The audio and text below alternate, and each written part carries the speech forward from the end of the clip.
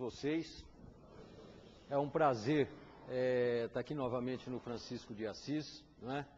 E que possa mais essa noite Jesus, através da sua bênção, proporcionar a cada um aqui presente um perfeito entendimento, né? Hoje nós vamos falar alguma coisa aqui em torno dos sentimentos que muitas vezes nós temos que aprender a identificar e a reconhecer no nosso íntimo, para que a gente possa verdadeiramente promover essa reformulação interior, essa reforma íntima que a doutrina espírita tanto promove no sentido do nosso aprendizado, né, da nossa evolução espiritual. E hoje nós vamos falar de um sentimento que, sem dúvida nenhuma, nos atrapalha muito a vida. É uma coisa chamada mágoa, né? Ninguém pode passar por esse mundo e dizer que nunca foi acometido por esse sentimento, né? Talvez seja o que mais no dia a dia a gente tem, porque o ser humano, ele tem umas características interessantes, né? O ser humano, por natureza, ele é um ser social, aonde ele aprendeu ao longo dos séculos, dos milênios de evolução. Todos nós aprendemos a lidar com determinadas coisas, como as intempéries, os animais selvagens, as dificuldades, né? E, curiosamente, tudo aquilo que nos promovia mal-estar, nós fomos superando, mas tem uma coisa que nós não conseguimos até hoje superar, né? Que é o relacionamento com o nosso semelhante. Isso é uma coisa interessante. Então, nós conseguimos evitar muitas dores, muitos sofrimentos, nós evoluímos nesse ponto, mas no tocante ao relacionamento interpessoal, muitas vezes nós falhamos. E como eu disse, o ser humano, por característica, é um ser social, né? Ele não consegue absolutamente viver sozinho, nós não conseguimos. Mas a contraparte disso é que nós também somos egocêntricos, né? Ou seja, a gente não consegue dividir aquilo que a gente acha que nos dá o prazer, o bem-estar, com o nosso semelhante. Então se criou um paradoxo, né? Porque de um lado a gente não consegue viver sozinho, e por outro lado, quando não está sozinho, arruma confusão, porque não se relaciona direito. Então o processo evolutivo, aonde nós aprendemos a sobreviver das intempéries, dos animais selvagens, das dificuldades do dia a dia, nós temos que aprender agora, exatamente para nós podermos ter um pouco de paz interior e de serenidade, exatamente a desenvolver esse potencial de relacionamento de paz e harmonia com o nosso semelhante. Mas devido a esse paradoxo, a natureza promoveu uma coisa interessante, né? Nós fomos providos, e somos os únicos animais providos disso aí, de uma coisa chamada capacidade de mudar. Então nós podemos mudar, né? Através do livre-arbítrio e através da boa vontade, do empenho individual, todos nós temos o potencial de mudarmos, de mudar o nosso íntimo. Mas para a gente mudar, nós temos que ter uma coisa chamada autoconhecimento.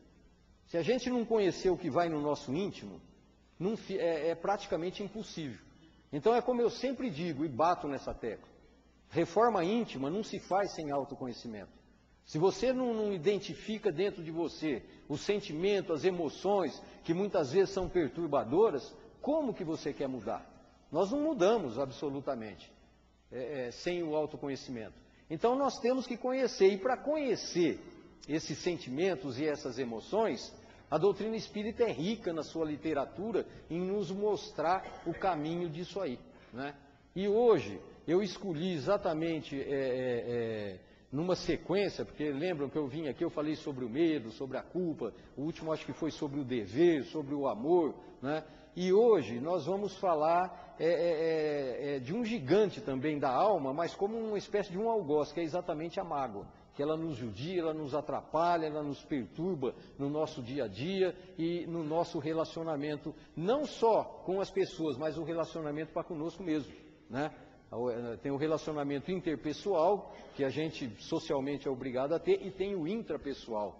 Essas duas coisas nós temos que aprender para conquistarmos um pouco de paz, de serenidade, de harmonia. Então hoje nós vamos falar exatamente sobre isso aqui, sobre uma mágoa. sobre a mágoa.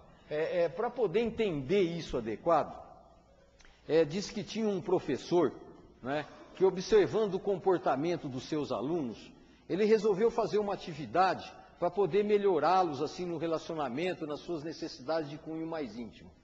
E ele pediu na aula que cada aluno trouxesse uma sacola, um embornal ali, uma espécie de sacola, e colocasse dentro da sacola várias pedras de vários tamanhos, né? E os alunos fizeram isso aí, chegaram na aula, cada um com um monte de pedra dentro de uma sacola, e o professor falou, olha, é o seguinte, vocês vão pegar essas pedras, e de acordo com o tamanho, vocês vão separá-las, e vai escrever o nome de cada pessoa que vocês têm mágoa de cada situação, né? E os alunos fizeram isso aí. Os alunos pegaram, escreveram, escolheram as pedras determinadas, escreveram o nome das pessoas em que eles tinham mágoa, sentimento de mágoa, e colocaram tudo dentro da sacola. E o professor falou, olha, o exercício, a atividade vai ser exatamente essa. Vocês vão pegar essa sacola e vocês vão ficar com elas 24 horas por dia. E vocês vão sair, vão estudar, vão trabalhar, vão nos seus compromissos, sempre com as sacolas. Quando vocês encontrarem alguém que aumentou esse sentimento de mágoa, vocês vão tirar essa pedra do tamanho que estava com o nome da pessoa e colocar uma pedra maior. Se vocês arrumarem novas pessoas em termos de relacionamento que lhe proporcionam mágoa, vocês vão colocar novas pedras. E aqueles que vocês resolverem as desavenças, as diferenças, e não tiverem mais mágoa, você pega e joga fora a pedra correspondente. Conclusão, com o passar do tempo, obviamente, o número de pedras na sacola e o peso aumentou, né? As pessoas aumentaram o número de pedras ali dentro. E essa sacola começou a incomodar, né? Ela começou a pesar demais, ela começou a machucar as pessoas. E os alunos um dia solicitaram uma reunião com o professor para reclamar. Falaram, olha, professor, não dá mais, a vida está muito difícil com todas essas pedras, a gente carregando as pedras. E o professor, que já esperava, obviamente, isso aí, ele chegou e falou, olha, eu exatamente propus essa atividade, essa experiência, esse exercício para vocês, para que vocês pudessem ver a realidade do peso emocional e espiritual da mágoa, sabe? Porque a mágoa em níveis de sentimento é mais ou menos isso aí.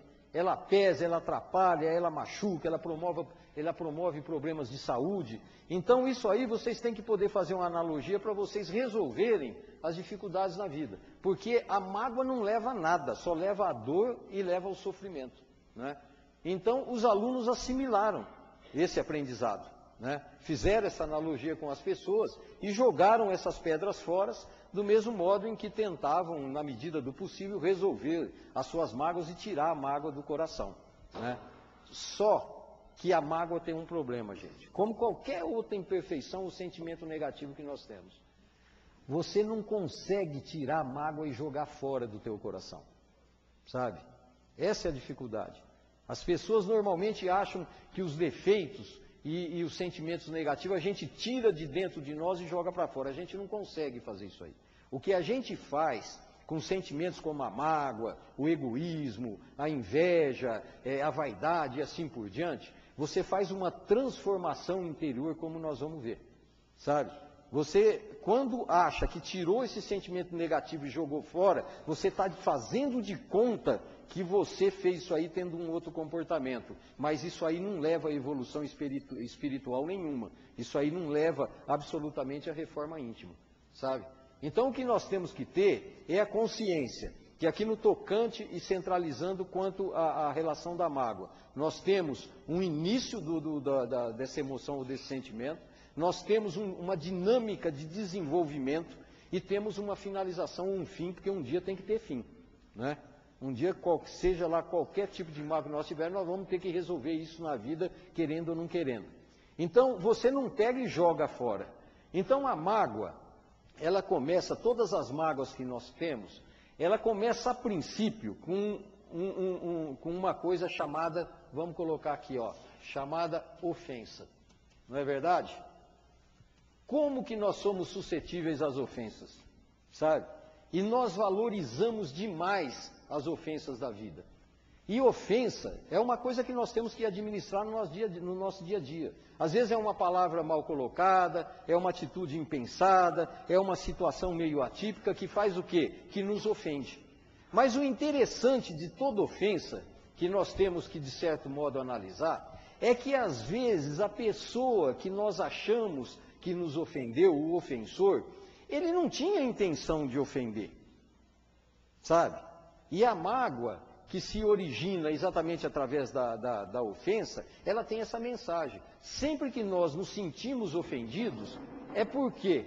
Porque, de algum modo, a mágoa está tentando nos mandar uma mensagem ou nos dizer alguma coisa de um modo diferente, né? Que às vezes, quando nós notamos que vem de fora para dentro, às vezes o problema não está lá fora, está no nosso interior. Nós estamos sendo magoados porque o problema está no nosso íntimo, não está em quem está ofendendo.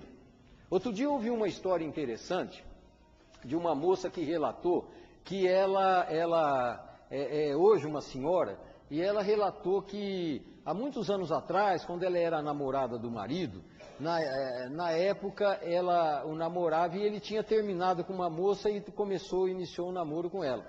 E essa outra moça era uma moça muito exuberante, bonita, grandona, esse negócio todo. E ela sempre foi magrinha, baixinha, essa coisa toda.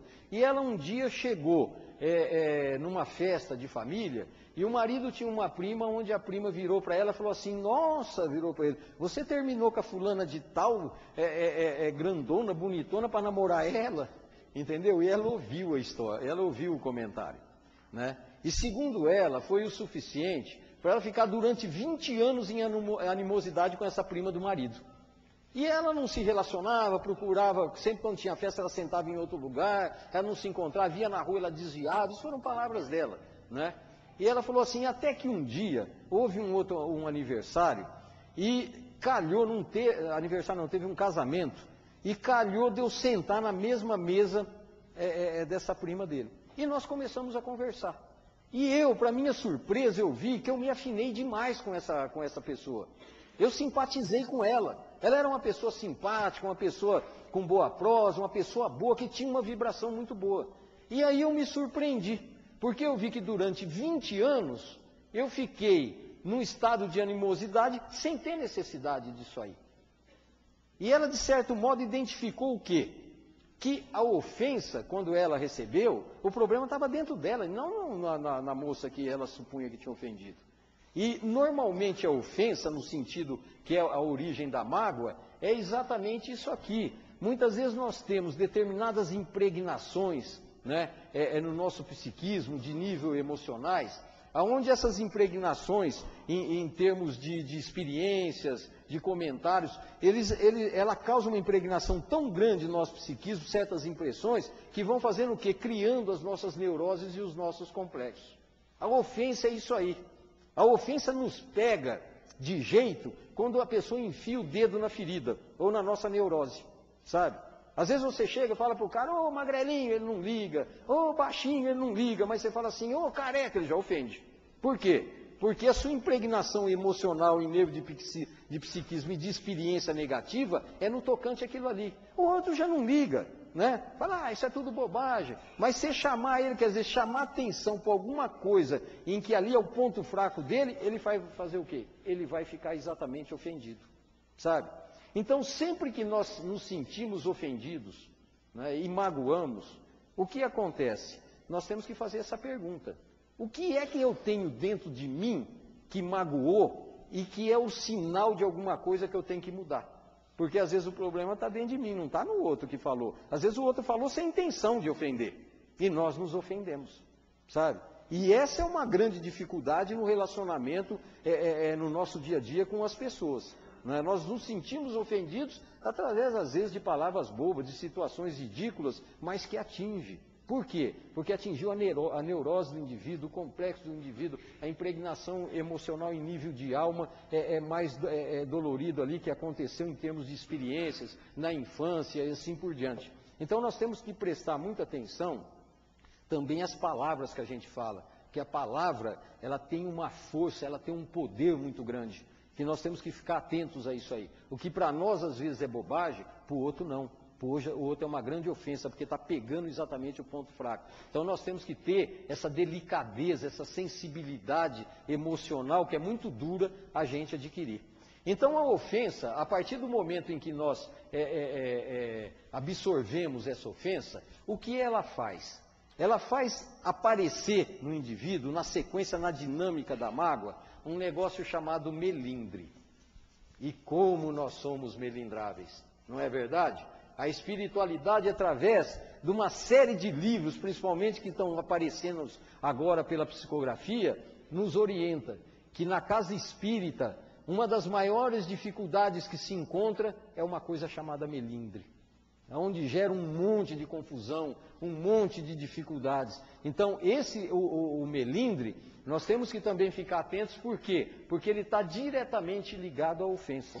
Se nós temos, vamos fazer uma associação mais ou menos desse tipo, se nós temos um limiar de ofensa muito baixo, ou seja, a gente se ofende com muita facilidade, vocês não tenham dúvida que a possibilidade de melindre é muito alta. Sempre que a nossa neurose, nossos complexos são muito acentuados, o que acontece? O melindre é muito fácil de aparecer. E o melindre, ele vai funcionar como um termômetro, sabe?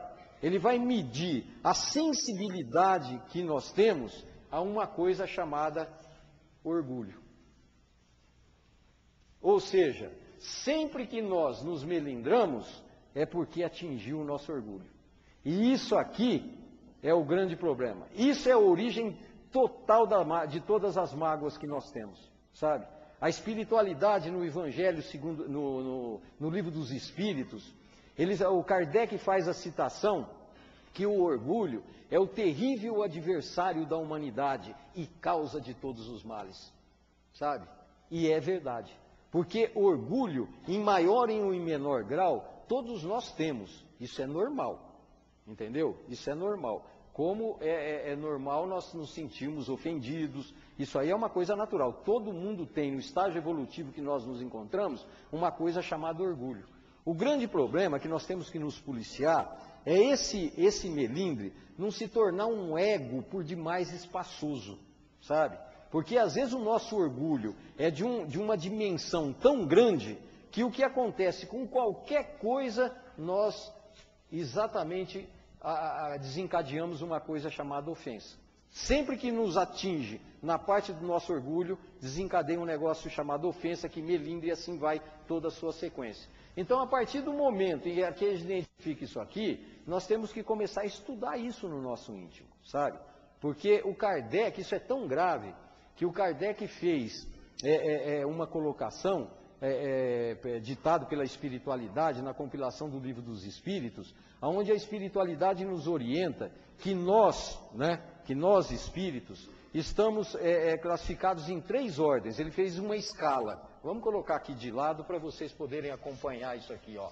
Ele fez uma escala, aonde é dividido em 3 ordens. A terceira ordem, né? A terceira ordem aqui é da escala dos espíritos, que o Kardec chamou de espíritos imperfeitos. São os espíritos imperfeitos. Essa terceira ordem é caracterizada por espíritos onde predomina mais a matéria do que o espírito. São os espíritos orgulhosos, vaidosos, prepotentes e assim por diante, né? A segunda ordem, que seria aqui, são os espíritos bons, ou seja, os bons espíritos, né? São aqueles espíritos onde prevalece o quê? Prevalece já mais a espiritualidade do que a matéria, né? Mais a parte espiritual do que a parte material. E a primeira ordem, ele colocou como os espíritos puros, né? Que são aqueles espíritos que não dependem mais, eles não estão mais ligados aqui nesse plano físico, mais com a matéria. Eles já não reencarnam mais nos mundos aqui que nós estamos reencarnando. Então, toda as informações espíritas que nós temos é exatamente isso, que a grande âncora que nos segura nessa terceira ordem aqui dos espíritos imperfeitos, o primeiro lugar é uma coisa chamada orgulho, ou seja, que o Kardec falou que é o terrível inimigo da humanidade, a causa de todos os nossos males, sabe? Então, a partir do momento em que o nosso ego começa a ficar muito espaçoso e querer sobrepujar em cima dos outros egos ou das outras pessoas, aonde o orgulhoso acha que ele é sempre o melhor, que ele sempre é o mais importante, que ele é o sempre mais diferenciado e essa coisa toda, ele começa a expandir o seu ego de um modo extremamente patológico. E quando isso começa a acontecer, o orgulho, ele começa a produzir, ou ele, vamos assim dizer, nasce a sua filha predileta, que é uma coisa chamada arrogância, né? É a arrogância. A arrogância é um grande problema. Porque sempre que nós temos isso aqui, o que acontece é que nós somos extremamente suscetíveis a uma coisa chamada ofensa e melindre. Porque o orgulhoso é aquele que acha que é o melhor. O arrogante tem certeza, sabe? Ele tem certeza. Eu achei interessante, outro dia, eu morri de rir, num bate-papo com um colega, eu estava conversando com ele, ele falou assim, ó Celso, você sabe que eu sou arrogante, né?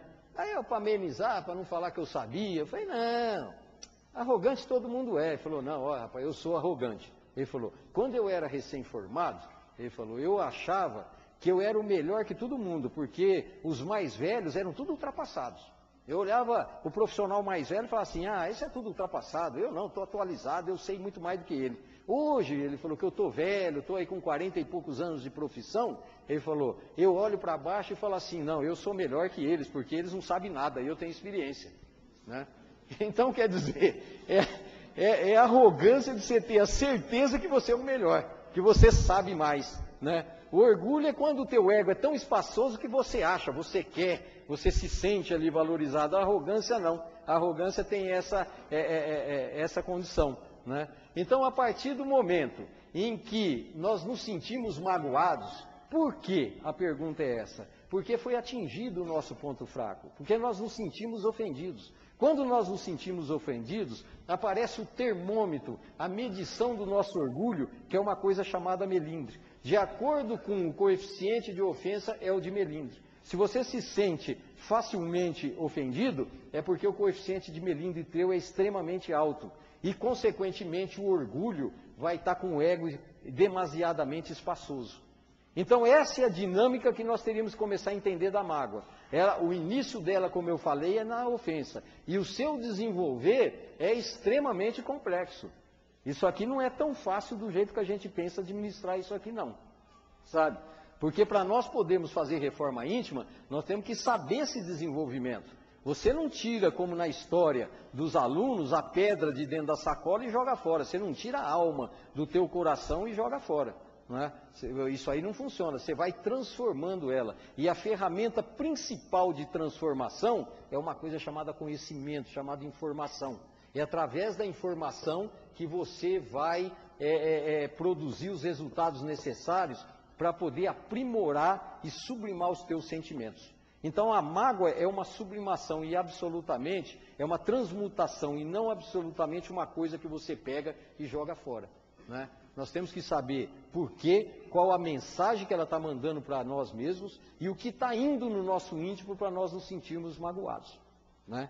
Então, dentro dessa sequência da ofensa, do melindre e do orgulho, nós temos a arrogância. A arrogância, gente, eu acredito que é uma coisa complicada. Uma vez eu fiz uma palestra aqui, foi há pouco tempo, só sobre arrogância, sabe?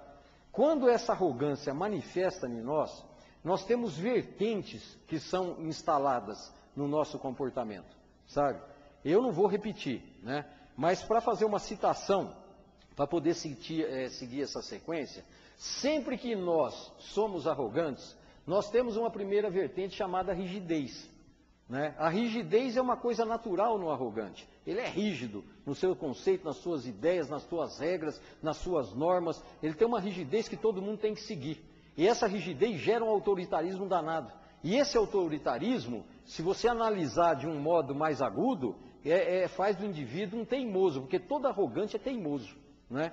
Esse autoritarismo e essa teimosia fecha numa coisa na arrogância chamada intolerância. Todo arrogante é intolerante. Tem que ser do jeito dele, da mania dele. Por quê? Porque ele acha que é o melhor, ele acha que é o maior e ninguém consegue demover isso da cabeça dele. A partir do momento em que ele cria essa intolerância, essa rigidez, em nível de sentimento, ele se torna imprudente, emocionalmente falando. O indivíduo fica um indivíduo arrogante e imprudente. O que é essa imprudência? É imprudência no sentimento, né? Todo arrogante ele é imprudente, por quê? Porque gera uma ansiedade dentro dele, junto com a mania de perfeição, que ele passa por cima dos sentimentos dos outros, ele não respeita, né? Porque no seu íntimo, o arrogante, o que ele mais quer é uma coisa chamada poder. Essa é uma vertente que nós teríamos que identificar quando alguma coisa começa a soar dentro de nós.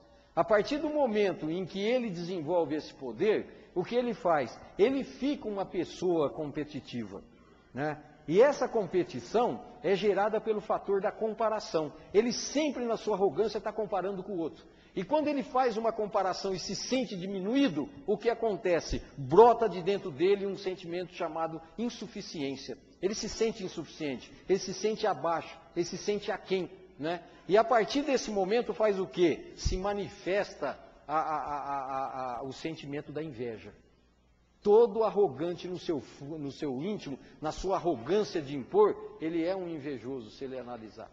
E a partir disso aí, desse propósito de comparação e de inveja, ele vai desenvolver um comportamento chamado prepotência. O arrogante, ele é prepotente, né, de certo modo. E essa prepotência faz o quê? Ela é embasada num negócio chamado presunção, onde ele sempre acha que ele é o maior na sua presunção. E essa presunção gera aquilo que nós discutimos aqui, que chama megalomania, mania de grandeza. Todos nós achamos que somos os maiores na nossa arrogância. E quando isso acontece, fecha-se a vertente numa imperfeição chamada vaidade. O arrogante, ele é vaidoso. Aí, vocês notam a complexidade da mágoa, sabe? Porque normalmente nós nos identificamos em nós. Na nossa rigidez, não, olha, dentro dos meus princípios morais tem que ser assim, meu filho faz isso, eu não sei o que é esse comportamento. Se você virar e falar assim, mas isso é arrogância, isso não é educação. Não, isso é educação, não, é arrogância. Educação sem arrogância chama-se amor. É de um jeito amoroso. E não de um jeito autoritário, de um jeito teimoso, de um jeito intolerante. Isso é arrogância. E assim por diante. Para mim não entrar muito a fundo nisso aí, porque nós já falamos aqui numa palestra só sobre isso, né? Então, a partir do momento em que a mágoa é produzida pela ofensa ou pela agressão, né? A ofensa nada mais é do que quando nós nos sentimos agredidos. Quando nós estamos agredindo, nós nos melindramos. Quando nós nos melindramos, o que aconteceu? É porque de algum modo o nosso ego foi atingido através da ofensa. No momento em que é atingido o ego e manifesta o orgulho gera de um modo automático uma coisa chamada arrogância, né? E a arrogância vai produzir um sentimento desastroso, porque sempre que nós somos contrariados na nossa arrogância, na nossa mania de achar que nós somos os maiores, os mais certos e os mais perfeitos, o que acontece quando nós somos contrariados? Todo mundo é desse modo. Em maior ou em menor grau brota essa emoção negativa. Sempre que nos contraria, o que acontece? Nós sentimos raiva. Não é verdade? Nós sentimos raiva. A raiva é o que brota de dentro de nós. E a raiva, como eu já disse aqui também uma vez, que uma vez eu acho que eu fiz aqui uma palestra só sobre a raiva, né? Sobre a ira, esse negócio todo. A raiva, ele é um mecanismo natural de defesa do ser humano. Porque sempre que nós somos ofendidos, é porque nós nos sentimos agredidos. E quando nós nos sentimos agredidos, como os animais que nós ainda somos, nós temos duas saídas para nos defender. Ou nós sentimos medo e corremos, ou nós nos sentimos raiva e atacamos. Sempre foi assim, da pré-história até agora, né? Então hoje, como a gente não consegue, às vezes, na raiva, atacar o indivíduo que nos agrediu, que nós traduzimos isso como ofensa, o que acontece é que nós temos que aprender a administrar esse negócio.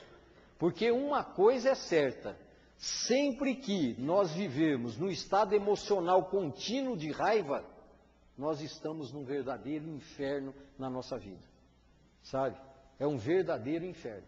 E a raiva é tão patológica que quando nós estruturamos o nosso comportamento emocional na raiva, porque eu já falei isso aqui também, ou a gente estrutura no medo ou na raiva, né?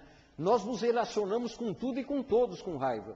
Com as pessoas nós nos relacionamos com raiva, com o dinheiro nós nos relacionamos com raiva, com o trabalho nós nos relacionamos com raiva e assim por diante, sabe? O indivíduo arrogante, onde ele é contrariado e desencadeia a raiva, ele tem uma característica interessante, né? Quando você vê, no primeiro impacto ele é agradável. É uma pessoa social, agradável, esse negócio, que pessoa maravilhosa. Só que a hora que você contraria ele, ele dá uma guinada de 180 graus. Ele muda literalmente, sabe? E aí o relacionamento dele começa com raiva. E a raiva é o quê? Agressiva e destrutiva, né? Então, como eu já disse, se nós formos viver num estado emocional contínuo de raiva, a vida vira um inferno, né? É o que, tem um conto que fala que uma vez um samurai, ele na sua arrogância, no seu poder, né, ele saiu e encontrou um monge, procurou um monge. Era um monge miudinho, magrinho, pequeno, e ele na sua arrogância chegou e na sua autoridade, chegou para o monge e falou assim, monge, eu quero que você me ensine sobre o céu e sobre o inferno, falou para o monge. E o monge ali, pequenininho, miudinho, olhou humildemente para o samurai e de repente ele ergueu o corpo e falou assim, como que eu, na sua arrogância, vou lhe ensinar sobre o céu e o inferno? Falou, você é um ser desprezível, arrogante, autoritário, até a sua espada deve estar enferrujada. No momento em que ele falou isso aí, o que aconteceu? Aquele samurai sentiu agressão, em forma da ofensa. O melindre foi automático, o seu orgulho não administrou isso, na sua arrogância ele levantou a espada e ia baixar sobre a cabeça, sobre o pescoço do monge, quando o monge mansamente virou para ele, apontou o dedo e falou assim, isso é um inferno. E o samurai parou a sua espada no meio do caminho, porque ele identificou que o monge estava sendo extremamente generoso com ele, estava arriscando a própria vida para poder ensiná-lo o que era o céu e o que era o inferno. E ele parou exatamente naquele momento, pacificado, em paz e grato pela atitude do monge. Na hora que ele abaixou a espada, o monge virou para ele, apontou o dedo e falou assim, isso é o céu. Então nós só vamos ter paz, nós vamos ter o céu no nosso íntimo, o dia que nós aprendermos a administrar as nossas raivas, sabe? Porque a raiva, quando ela brota, principalmente nesse sentido, de uma consequência da agressão, da ofensa e da arrogância, a raiva, gente, ela vai ter 3 situações básicas que nós vamos ter, que nós podemos administrá-la. A primeira situação, vamos colocar aqui, ó, do lado da escala. A primeira situação é exatamente quando nós reprimimos essa raiva. Ou seja, nós somos ofendidos, sentimos sentimos a ofensa, né? E o que acontece? A gente reprime, a gente segura. Fala assim, não, eu vou segurar. A repressão da raiva, hoje estudada, né, é uma das principais causas de doenças psicossomáticas. Ela cria uma série de doenças ao longo do tempo. Não é essa raivinha boba aí não, que às vezes o cara te xinga no trânsito e você fala, não, sou espírita, não vou responder. Entendeu? Não é essa raiva boba não. É a raiva que vem lá do fundo, é a raiva desde quando às vezes você começa a ser agredido, ofendido no seu orgulho desde criança, sabe? E você vai segurando, e você vai engolindo, e você vai reprimindo, e sem dúvida nenhuma isso aí um dia vai ser traduzido nas doenças de etiologia desconhecida, que muitas vezes se diz como as alergias da vida, as psoríases da vida, os vitiligo e assim por diante, né? Então a raiva reprimida, né, em termos de hipertensão, sem causa fisiológica, lógica. Então, a partir desse momento, se nós reprimimos, é um péssimo negócio para a saúde nossa, sabe? Tanto emocional como física, como fisiológica. Então, o que nós podemos fazer? O primeiro é não reprimir. O segundo é fazer o quê? O segundo comportamento que nós podemos ter é liberar. É liberar totalmente a raiva. Liberar a raiva é perigoso, porque às vezes, no momento em que você libera e agride, a pessoa que está sendo agredida, às vezes é tão ignorante quanto você. E aí começa a ter problema, porque vai revidar. E esse revide pode ser perigoso, né?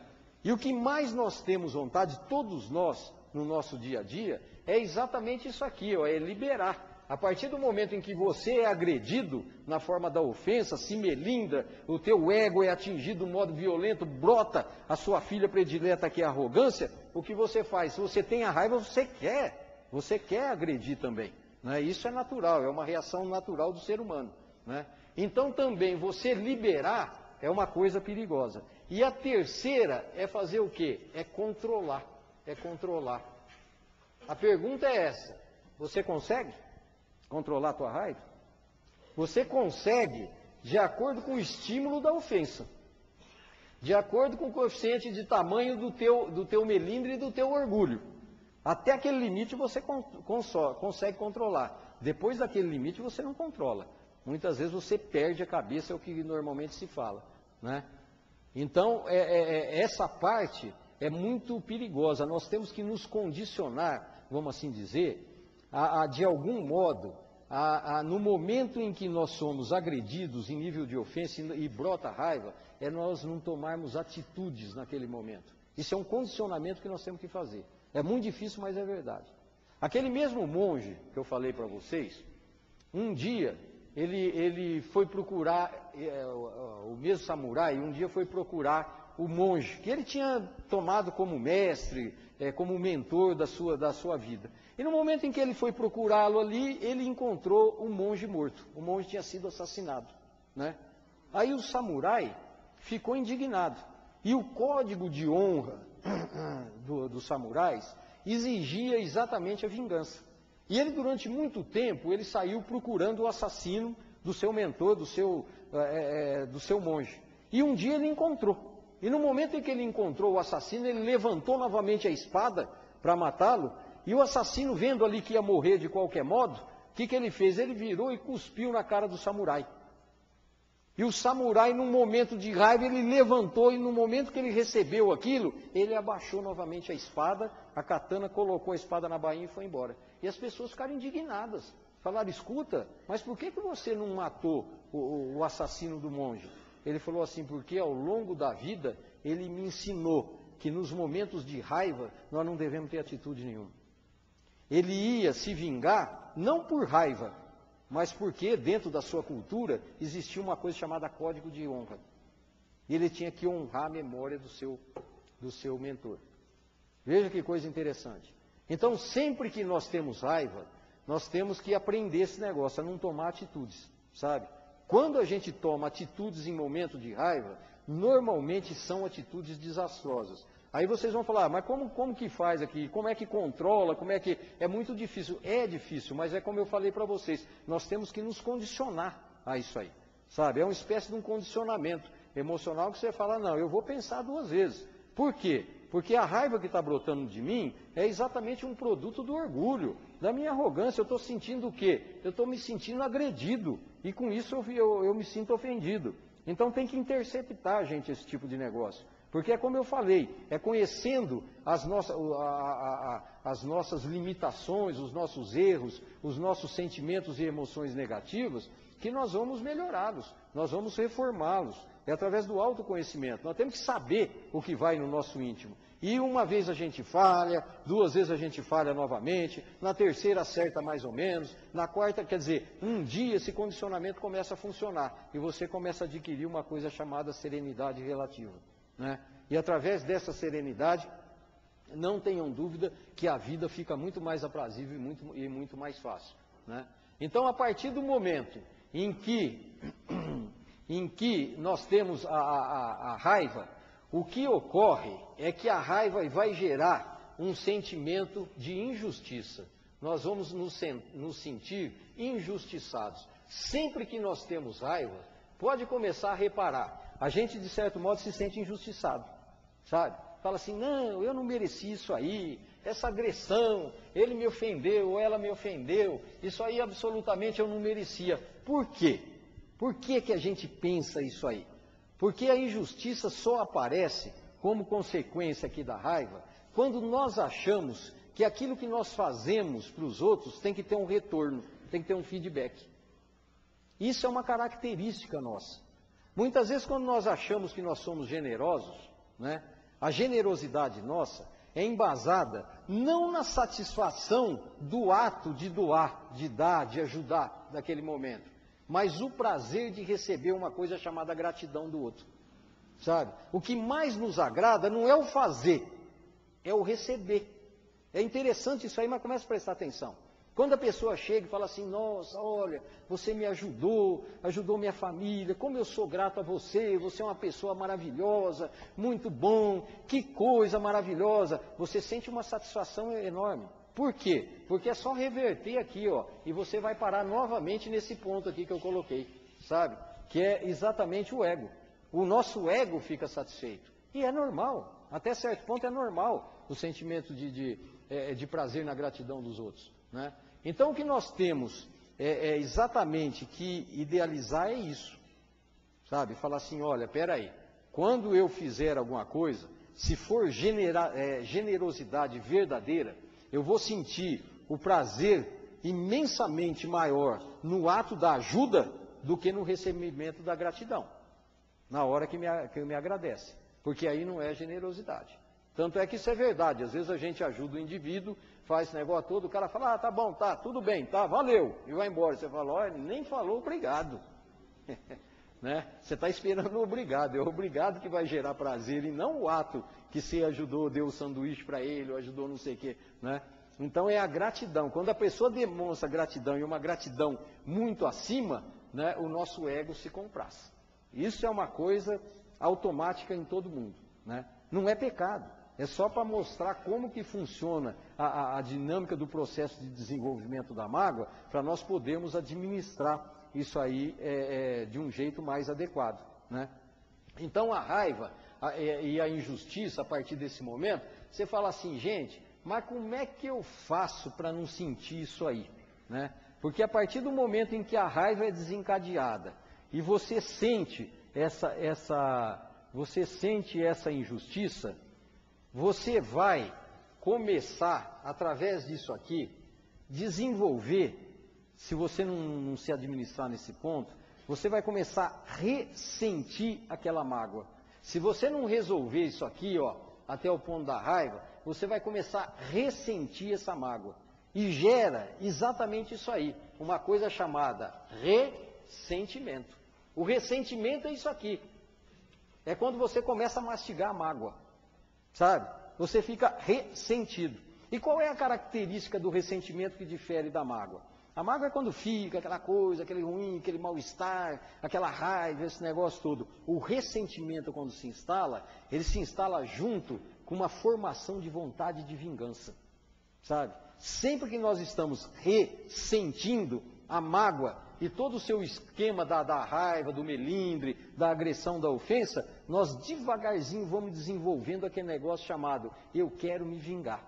Às vezes, né, por culpa, por medo, por paradigmas, até por uma evolução espiritual relativa que você conhece o mecanismo de causa e efeito e a lei do choque de retorno, você fala assim, não, eu não vou fazer nada para o outro não, eu não vou revidar.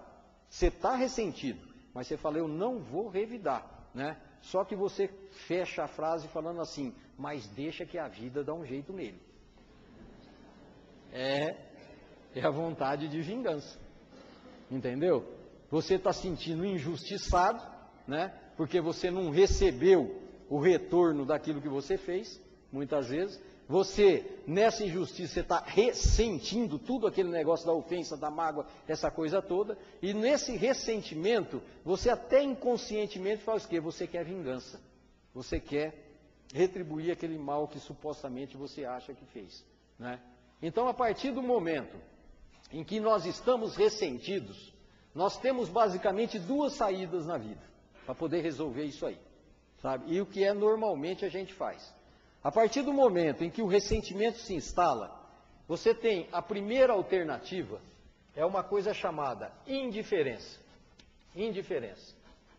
Você fala assim, ó, ele não me atingiu não, eu não quero mais nem saber. Aí você fala, você perdoou? Aí fala, não, perdoei, esqueci completamente, né? E o perdão não é uma questão de memória, é uma questão de sentimento. Você não esquece, sabe? Você não consegue esquecer. Você pode fazer de conta que você esqueceu, mas você não esquece. Então isso é uma indiferença. A indiferença é a negação da emoção. É a negação do ato de perdoar. Que o indivíduo se nega a perdoar. E o outro caminho é exatamente esse que eu estou falando. É o perdão. Você tem duas opções, né? E normalmente é essa daí. É o perdão. Então, ou nós ficamos indiferentes, aquela primeira ofensa que gerou o melindre, que desencadeou o orgulho, a arrogância que nasceu, a raiva que brotou do coração, a injustiça que você sentiu, até o ressentimento, que é a mastigação de tudo isso aí que aconteceu para trás. Então o que faz? Normalmente o comportamento do indivíduo é esse aqui, ó. Ele fica indiferente à situação, ele nega, né? A indiferença, né, fazendo aí um parênteses, tem certos momentos que quando a mágoa é gerada por agressões muito contundentes, que passa até de nível de mágoa para ódio, para coisas mais profundas, às vezes manda o bom senso um afastamento, sabe? Porque a convivência é pior. Não adianta você tentar conviver, que isso passa depois para crimes passionais, com uma série de coisas, não adianta. Então manda o bom senso que às vezes, determinadas situações, né, escolhidas, é bom até gerar um pouco de indiferença e afastar.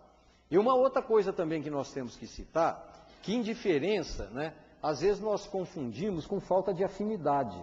Às vezes não é que o indivíduo ele é indiferente, mas ele não tem afinidade, ele não se aproxima, aquela coisa toda, porque não tem afinidade, né? Não tem afinidade no pensamento, não tem afinidade no comportamento, não tem afinidade nas atitudes, nas emoções, nos sentimentos. Então, sabe, é uma indiferença de modo por falta de vibração de afinidade.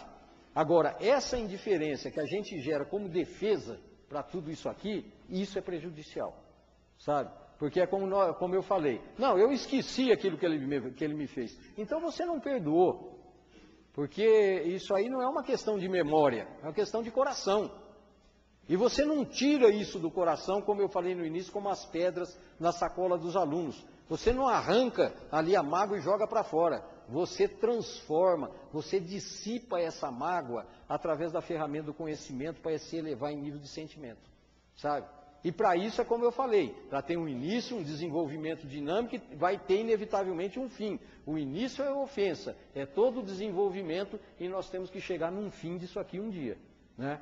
Isso é inevitável para nós chegarmos lá naquela escala que eu coloquei aqui, que o Kardec estipulou, da escala da evolução dos espíritos. Senão nós vamos ficar eternamente na terceira ordem como espíritos imperfeitos, impuros, egoístas, orgulhosos e donos do terrível algoz da humanidade, como Kardec falou, que é o nosso orgulho.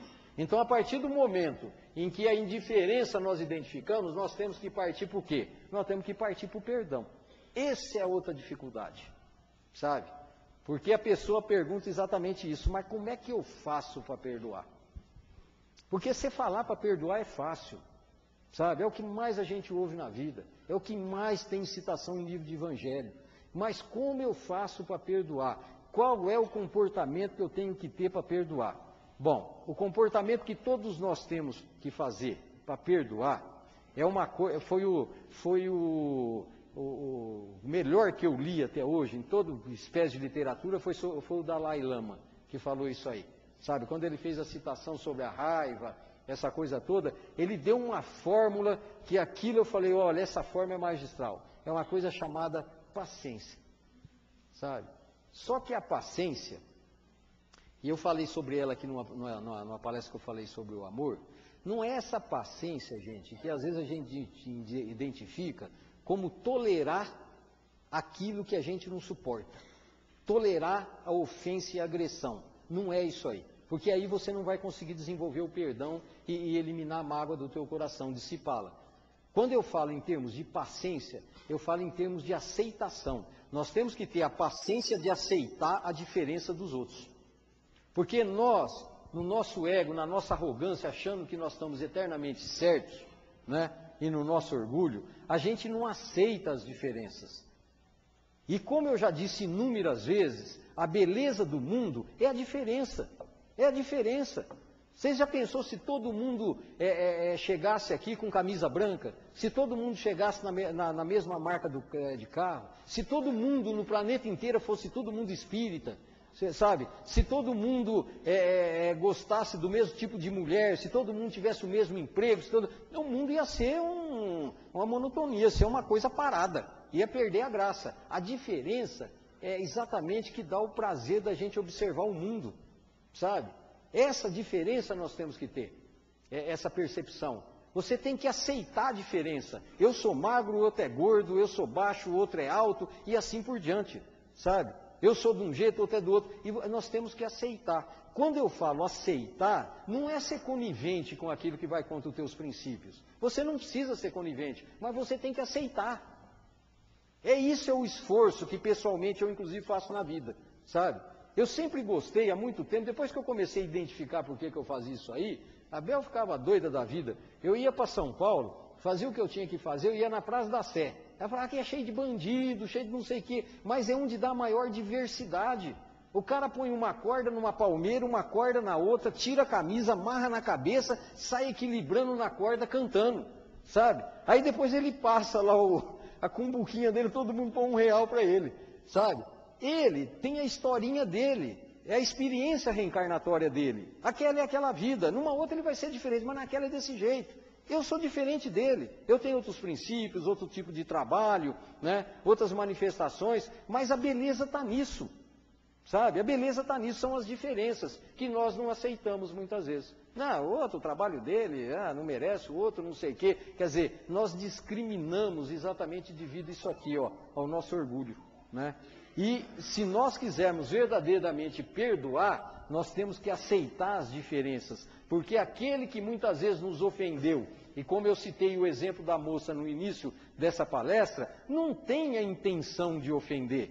Então a mágoa está dizendo alguma coisa que, com outras palavras, que você tem que mudar alguma coisa dentro de você, que a causa da dor não vem de fora para dentro, é que está dentro de você. E a gente não identifica isso, né? A partir do momento que a gente começa a aceitar a diversidade, a vida começa a mudar. Porque aquele que te ofende, você olha e você aceita, você sabe as imperfeições dele, as limitações dele, ele é desse jeito. Talvez a educação, a sensibilidade, a delicadeza, não esteja ainda na economia espiritual dele, naquela oportunidade. Então ele não tem condições, ele não faz aquilo que ele quer, ele faz aquilo que ele não consegue fazer diferente, né? O homem anda em cima da corda bamba com a camisa amarrada na cabeça, por quê? Porque aquilo é a historinha dele, aqui nessa reencarnação. E ele faz o que ele pode, o que ele sabe, o que ele gosta e assim por diante. E ele é diferente, né? O outro sai lá vendendo livro, o outro não sei o quê. Então um é magro, o outro é gordo, um é preto, o outro é branco, um é baixinho, o outro e assim por diante. Nós temos que aceitar essa diversidade e essas diferenças. A partir do momento que a gente promove essa aceitação, vocês vão ver que aí o perdão funciona, porque você aceita aquilo que foi feito, sabe? Aí o perdão é mais fácil. Do contrário, falar assim, perdoa, porque você tem que perdoar para entrar nos reinos dos céus, é uma bobagem. Você pode fazer de conta que você perdoa, mas você não vai perdoar porque mandaram você perdoar, sabe? Então o que nós temos que fazer é isso, é entender o que vai no nosso íntimo, é conhecer as nossas emoções e os nossos sentimentos. E mesmo assim é duro, hein? Não é fácil não. Nós temos que ter empenho, determinação, vontade, como eu falei naquela outra palestra, de querer, né? Não só vontade, quer dizer, eu tenho vontade de melhorar, mas você quer melhorar? Porque são coisas diferentes. Se você quiser, aí você exercita a tua vontade, que fica fácil. Do contrário, se você não quer, você pode usar uma vontade hercúlea e férrea, vai ser temporário, depois você cai novamente na imperfeição e no erro. Então, a partir disso, eu acredito piamente que fica mais fácil, né? Então, a mágoa, que tanto nos atrapalha na vida, né? Nós muitas vezes não sabemos por que fomos magoados, mas na grande maioria das vezes, a causa está dentro de nós mesmos. É como eu falei, nosso psiquismo às vezes sofre uma impregnação emocional, né, em termos de experiências, de vivências, promove o nosso ponto fraco em nível de neuroses, de complexos, isso fica muito suscetível, a partir do momento você se melindra muito fácil, o melindro é o termômetro que mede o tamanho do teu orgulho, o orgulho gera um automatismo que é a arrogância, né? Como eu falei, o orgulho, o cara acha que ele é o melhor, a arrogância ele tem certeza. A partir do momento dessa arrogância, brota a raiva quando ele é contrariado. Todos nós somos assim. Nós ficamos raivosos quando contrariados, nos sentimos injustiçados, ressentimos, mastigamos todo esse processo durante muito tempo, e aí o que vai acontecer? O procedimento, ou o indivíduo entra na indiferença, negando o sentimento de perdão, ou ele entende todo o processo e fala assim, não, ele fez isso, não é que ele fez porque ele queria, fez porque ele não podia fazer melhor. Ele tem as suas limitações, suas imperfeições, sabe menos que eu, tem menos conhecimento que eu, não é? Então eu tenho por obrigação fazer isso aí. Eu vou deixar com que isso passe e não vou jogar a pedra para fora, eu vou transformar isso aí. Se eu não posso ter o amor incondicional, pelo menos eu vou vibrar para ter um pouco de amizade, não é? Para encerrar, eu queria dizer exatamente isso. Que o primeiro passo para nós exercitarmos o perdão é uma coisa chamada vibração. Você não precisa conviver com quem você tem mágoa, ou tem um choque magnético danado que você não consegue conviver. Não precisa ficar junto. O que você tem que fazer é vibrar. Vibrar é diferente de conviver. Você tem que ter a vontade de mudar. Vibre. Vibre através da prece para esse indivíduo. Sabe? Faça todo mundo, fala assim, ó, eu vou tirar 5 minutos por dia, 5 minutos não é nada, e eu vou fazer uma prece para pedir para Deus que possa abrir o meu coração para o perdão e eu perdoar de um modo ideal. Diz que tinha, rapidamente, é uma história chinesa, na China uma moça chamada Lili, né? A Lili casou com um rapaz e levou para casa uma sogra terrível, né? E pelos códigos ali chineses, pela tradição chinesa, quando a mulher casa, ela tem que aceitar incondicionalmente a sogra e obedecê-la de um modo cego. Tem muita sogra que vai mudar para a China, né? Ela tem que obedecer de um modo cego.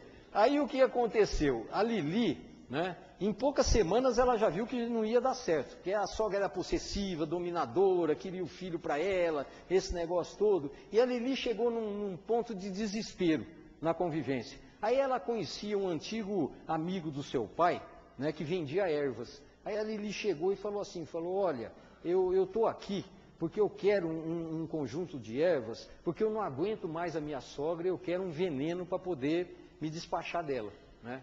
Aí o homem olhou, pensou, falou assim, tá bom, passa amanhã que eu vou te preparar um pacote. No dia seguinte, ele chegou lá, ele tinha um pacote preparado, ele chegou para o pacote e falou assim, olha, você vai, cada 2 dias, na comida da sua sogra, você vai colocar esse tipo de erva. Só que você, nesse meio tempo, para ninguém suspeitar, você vai obedecê-la em tudo. Você vai fazer todos os seus desejos, porque senão vai ter suspeita, depois vai ter problema. E a Lili saiu feliz e fez isso aí. Cada 2 dias ele ia lá, punha erva, esse negócio todo, e obedecia a sogra, ficou uma maravilha com a sogra, né? A sogra abusava, ela abaixava a cabeça, era educada, aceitava, e devagar, com o tempo, a sogra foi mudando, porque a vibração mental foi mudando.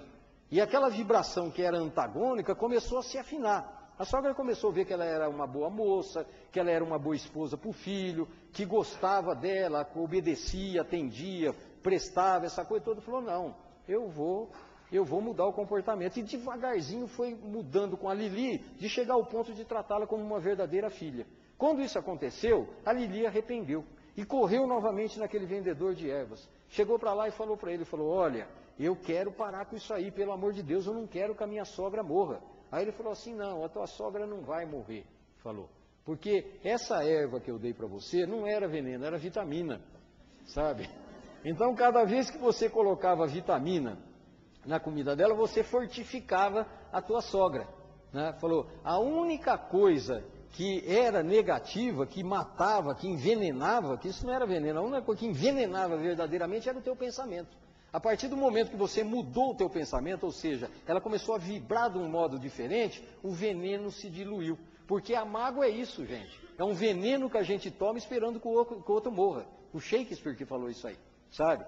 A mágoa é isso aí. A mágoa é o veneno que você toma esperando que o outro morra. E o ressentimento é a brasa que você fica segurando na mão, esperando a oportunidade de vingança para jogar no outro. Enquanto você não joga, você se queima todo. Então a mágoa prejudica. Então, no momento em que nós estipularmos o perdão, o primeiro passo é nós mudarmos a vibração. Não precisa conviver, porque às vezes é impossível, mas mude a vibração. E devagarzinho a própria vida, entendeu? Através de um processo sincronístico, vai fazendo com que as diversas situações se encaixem para ouvir a mudança necessária e a melhora ideal para o progresso espiritual de cada um. Tá? Então, hoje, o que eu quis passar para vocês é isso aí, né? Que a mágoa é um sentimento que assola a alma de todo mundo, mas tem solução. É uma questão de informação de boa vontade. Se nós tivermos a boa vontade de falar assim, não, eu vou perdoar, eu não quero mais a mágoa, o maior beneficiário vai ser vocês mesmos. Vocês não pensem que quando vocês perdoam alguém, você está fazendo um favor para o outro. Você não está fazendo favor para o outro, não. Você está fazendo para você. É você que vai ter paz, serenidade e harmonia. Você vai romper os grilhões pelo ressentimento e pela mágoa que te unia no indivíduo e aquilo te tirava a paz e a serenidade do teu dia a dia. Faça isso. Faça um favor a você mesmo. Utilize técnicas, use o conhecimento que vocês têm, eleve o pensamento para manter essa conexão com Deus, com essa parte mais elevada. E vocês vão ver que no fim é igual uma novela da Globo, dá tudo certo. Porque não tem nenhuma novela da Globo que dá errado, não é verdade? Todas dão certo. E é desse modo que funciona. Às vezes é meio chato, é meio difícil, é meio longo, mas dá certo, sabe? Se empenhem nisso aí. E vocês vão ver que vocês vão conquistar a verdadeira paz interior. O que eu desejo para vocês nessa noite é isso. É paz, harmonia, muito amor no coração. E que Deus os acompanhe. Muito obrigado.